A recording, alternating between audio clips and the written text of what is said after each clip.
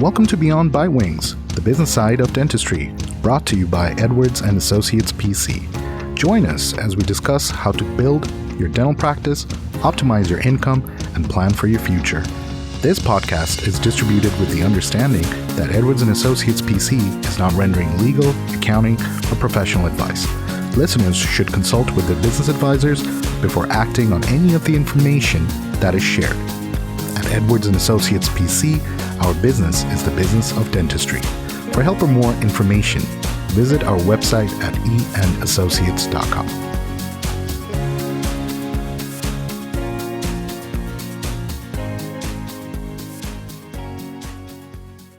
So in December of 2022, a $1.7 trillion bill was passed by Congress that includes several significant changes to retirement plans that could help Americans keep their pensions untaxed and untouched for longer. Why don't we talk about this a little bit? Well, yeah, I think it's misleading. I say that because, as you said here, it helps you to keep your retirement, would you say, untaxed and untouched for longer. However, a lot of the provisions don't phase in for a few years, some of them for 11 years, I believe. That is true. And so some of the changes are also complicated. I have personal issues with some of the kind of ticks me off, to be frank with you, but we'll cover those in a minute. But some of the changes that affect the ability to keep your retirement funds intact and untaxed for longer are the extension of the date by which you have to start taking required minimum distributions, RMDs. It has been historically age 70, and then a few years ago, 3 or 4 years ago, it changed to age 72. I believe that was in year 2020 during the pandemic, changed to age 72. Sounds about right. Now this year, 2023, it changes to the age of 73. So for those that are reaching age 73 this year, you do not have to take a retired minimum distribution until, at the latest, April 1st of 2024. However, if you wait till 2024 to take your RMD for age 73, then you would also have to take a second RMD during 2024 for age 74. So you'd have to take 2 RMDs in that same year if you deferred your first RMD to April 1st of 2024. I see. And I believe that age limit goes up to 75 from 2033. Yeah, I was going to say it goes up to age 75, but that is in 11 years from now. So maybe that'll affect you, Ash. And yeah, I mean, speaking of that, could you also maybe tell our younger listeners what the RMD is? Well, the RMD is a required minimum distribution. I think what everybody really knows about retirement plans is by the time you turn 59 and a half, you can start taking from your retirement without any 10% penalty for early withdrawal.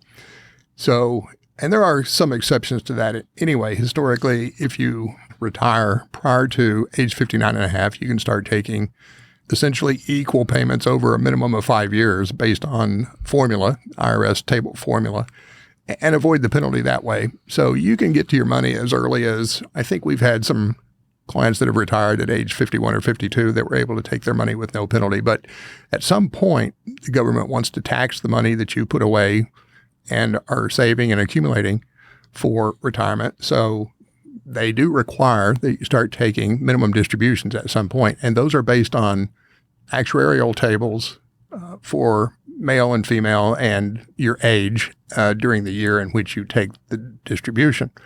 So it's not the same amount every year. It changes based on those annuity tables.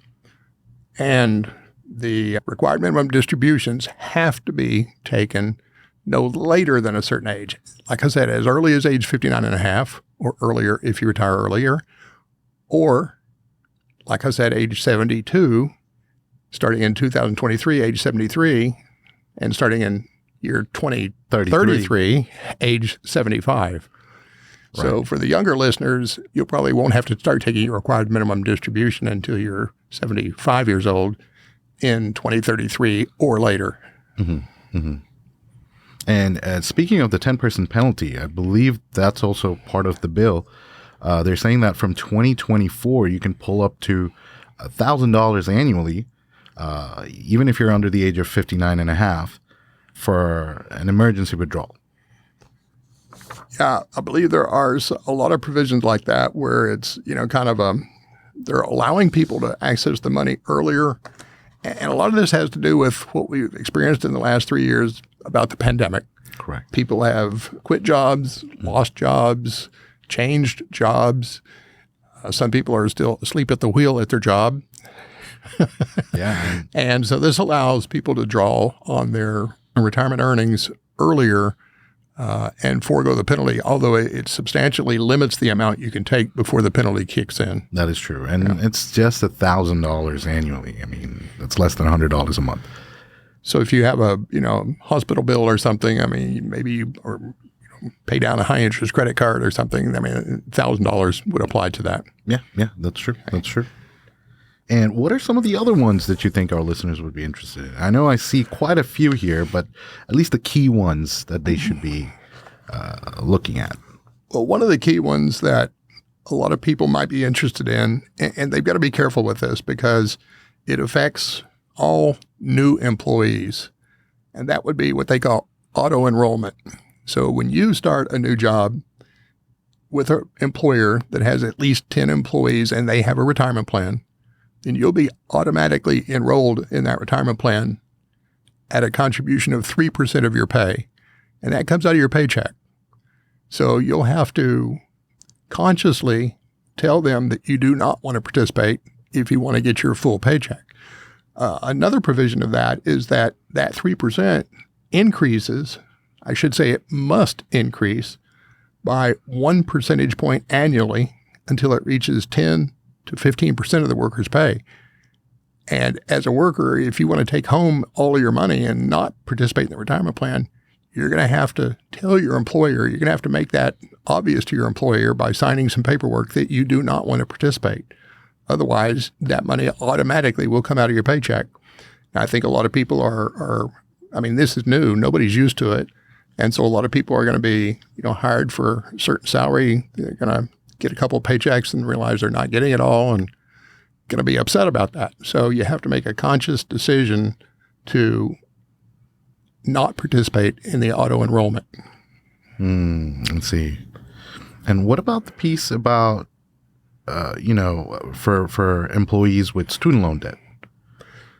Yeah, it now allows employers to make contributions to an employee's 401k account that are somehow tied to student loan payments that the employee is making. So if you've got an employee that's making, let's say, that pays down their student loans by $5,000 in a given year, then the employer can match that into their 401k account. So it sort of counts like a deferral from your paycheck. So it encourages people to go ahead and make their student loan payments, but then it still allows them to create some savings by the employer contribution. So it's a win-win situation. It's not just from the employee's side where the student loan payments are also being classified as deferrals, but even on the employer's side, the money, the match amount, let's say, that's getting put in, I'm sure there's some kind of a deduction possibility there. Oh, sure. Yeah. Any 401k contribution, matching contribution that an employer makes is deductible from the employer's tax return. So it saves the employer taxes as well as helps the employees then save for retirement, even if they're not saving any of their own money.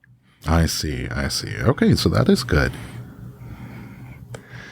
It also allows a lot of penalty-free rollovers from 529 college savings plans to Roth IRAs. There's some limitations. There's some income limitations. It also allows Roth contributions to SEPs and simple IRAs, which is new. That previously wasn't an option. So there are a lot of, like I said, a lot of changes, a lot of sort of intricacies that you have to kind of watch out. One of them, I think that I said that I am kind of personally upset about. The catch-up contribution for 401k accounts, once you become over 50 years old, has steadily increased because it's indexed for inflation. Now it's, I think in 2021 it was $6,500, and I'm sorry, 2022 it was $6,500. 2023 it went to $7,500. The cap will become at least $11,250, still adjusted for inflation, but not starting until 2025, and then only for people between the ages of 60 and 63.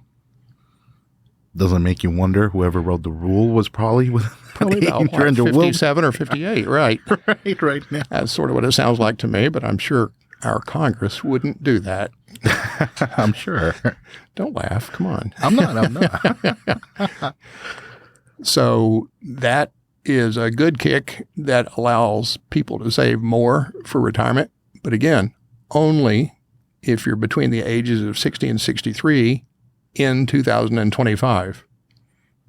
I see. So one of my questions, and I don't know the answer to this, and I don't know if this has been decided yet, but if you're, let's say, age 63 in 2025, so you would be 64 in 2026, then can you not make a catch-up contribution of that amount once you are no longer 63? Based off of what I'm reading, that's what it sounds like. That's what it says. It says the new ceiling will only be for people who are age 60 to 63. So for those 4 years, you can make a larger catch-up contribution. And after age 63, maybe it drops back down to the $7,500. Or whatever the inflation adjusted number is. Right here, yeah. So very confusing. Now, there's also another one here which doesn't really apply to a lot of our listeners or our demographic, but I still feel like it can be helpful. There's going to be a package mainly for low-income earners, so married couples making $73,000 or less. Basically, they're going to introduce something called the Saver's Credit, and basically for families that's making less than $73,000, the money that they set aside, the government will match up to 50% of their savings. Okay. That's a change. Mm-hmm. I mean, and that's a good change. A lot of people are going to need that. I mean, it's estimated today that 95% of the people that are saving for retirement don't have enough in their accounts to be able to enjoy the same lifestyle post-retirement. So that's going to help a lot. I guess that'll supplement Social Security, which we all know is having its own challenges. I think right now Social Security is scheduled to run out in 2035 maybe or 2040, but not too far down the road. Those years used to sound like they were a century away. And now if you look at the calendar, they're really only about 15 years away. Well, that's true. That's true. I remember in the 90s, we used to think by the year 2000, we'd have flying cars. But then we're here. And I think Elon Musk is still working on that. Right. He flew a car to Mars, didn't he? I think they launched a Tesla in space. Is that what it was? Okay. Well, technically it flew without any gravity. Right? There you go. Right. What else is in the Secure Act that we can tell these good people about? Well, there's many, many more. Of course, the age limitation is the big one, I would say, for most of our listeners, and understanding how that will apply, because we're not just talking about the year of 2023. We're talking about how it will be different in different years. And also, I think the main idea behind introducing this new bill was to provide more incentives to the employers. So you'd have more small business owners to mid-sized business owners implementing a retirement plan, which they may have previously shied away from. Well, I think there are some tax credit incentives already in effect for employers implementing new qualified plans. That is true. And if I recall correctly, I'm not the tax guy, but I think that basically the credit is $500 a year or up to $500 a year for up to 3 years if you implement a retirement plan in a small business. Right. So I believe they've actually made some changes to increase that credit right now. Oh, good. Yeah. They will look at the number of employees and what the salary is, and you can actually qualify to get more. But you're right. At the bare minimum, even if they're getting $1,500 for the 3 years, even establishing that 401k plan, the cost of actually setting it up is offset by that. A great amount of it is offset by that. Right. Depending on your third-party administrator you choose. I know the one that we recommend that completely offsets her fee for the first year of implementation. But I know a lot of other third-party administrators that I've been associated with over the years that wouldn't come close to offsetting their fee. So be careful about choosing your administrator for your plan. That is true. That is true. Absolutely. And a lot of times I feel like people don't realize that setting up a retirement account is basically opening up another checking account with just some caveats. That money stays with you, but you get additional benefits for having that. Yeah. Yeah. It's amazing to me how difficult that is for some people to understand that it's the only tax deduction that you actually get to keep the money when you invest it in a retirement plan. So if you buy new equipment at the end of the year, that's a tax deduction, but you gave your money to the equipment vendor. But with a retirement plan, you give your money to your investment manager, you get a deduction for that, even if it's through a 401k, because you're not paying taxes on that money until you start drawing it out when you're 72, 73, 75. And by that, I mean, there's also the time value factor. Even if you have to pay taxes later for that, the growth you've had significantly offsets the amount of taxes you'd have to pay. I totally agree with that. And that's a concept that I think a lot of people don't give consideration to. They talk about the difference between funding a traditional IRA or a Roth IRA. And then you talk about the time value of money, the difference between paying taxes today or waiting 20 years or 30 years until you're 59 and a half or until you're 72 to start taking distributions and paying taxes then. That's true. A lot of people feel like the taxes are going to be higher then than they are now. But I've been hearing that argument for 30 years. Wow. So 3 decades now. And honestly, it has gone up. But if you look at the margin by which it has gone up, it's a very slow growth rate compared to, let's say, what you would compound your money into by the time it will be time for you to pay your taxes. Well, and inflation kind of eats away at that as well. I mean, if taxes go up by 2% over the next 10 years, then really they're not keeping pace with inflation. That's true. Which I don't think anyone would argue that we ought to index taxes. Let's index deductions. Let's not index taxes. Oh, can you imagine? Can you imagine? It's like rent is going up, groceries. The other day I saw like a dozen of eggs going for $8.50, and that was the cheapest dozen of eggs you could buy. Wow. And if taxes also go up, I mean, that $1,000 that you can pull as emergency withdrawal will certainly not be enough. Well, why don't we just, index everything? Let's index everybody's salary. Let's index taxes. Let's index, food. Right. It would be amazing. It would be amazing. I mean, you'd be surprised how many conversations I have with clients where they say, I don't mind matching the raises for my employees by the inflation rate. It's just that I don't think on the income end, I can all of a sudden, increase their fees. Yeah, you're going to increase your fees to your patients by the same, well, you may lose a lot of patients unless everybody across the board does it. Right. So, quite a lot of changes. And of course, if you guys have more questions about what are some of the other changes that can impact you specifically, please feel free to reach us at info@eandassociates.com. And one of the change that we didn't talk about is back to RMDs for a minute, required minimum distributions. If you don't take the right amount of required minimum distribution during a given year, you pay a 50% penalty of the amount you didn't take. Okay, well, they lowered that penalty by half. Okay. Still sounds enormous at 25%, but it's half of what it was. Right. So they lowered that penalty to be 25% of the amount that you didn't take that you should have. Okay. Now, speaking of, not pulling out your RMD when you're supposed to. So let's say I'm one of those people who's nearing that age, right? How should I go about this? Who should be the first person I should reach out to figure out what that amount should be, or, when should I start? That's a great question. And I'm not sure what the right answer is, if there is a right answer. I think in my experience, sometimes, but you can't depend on this, but sometimes wherever your money is, they're going to reach out to you and say, hey, you need to start taking required minimum distributions, but that's not their responsibility. The responsibility for taking the right amount at the right time is yours. And so probably talking to your CPA would be the best, idea. Look, I'm reaching age 73 this year. When do I have to take a required minimum distribution and how much? And it's easily calculated. You look at your balance of your investment accounts at the end of the previous year, and you apply the factor from the annuity table I mentioned earlier, and it's just one number times the other number, and there's the amount of the required minimum distribution. And then you have to take that out by a certain date.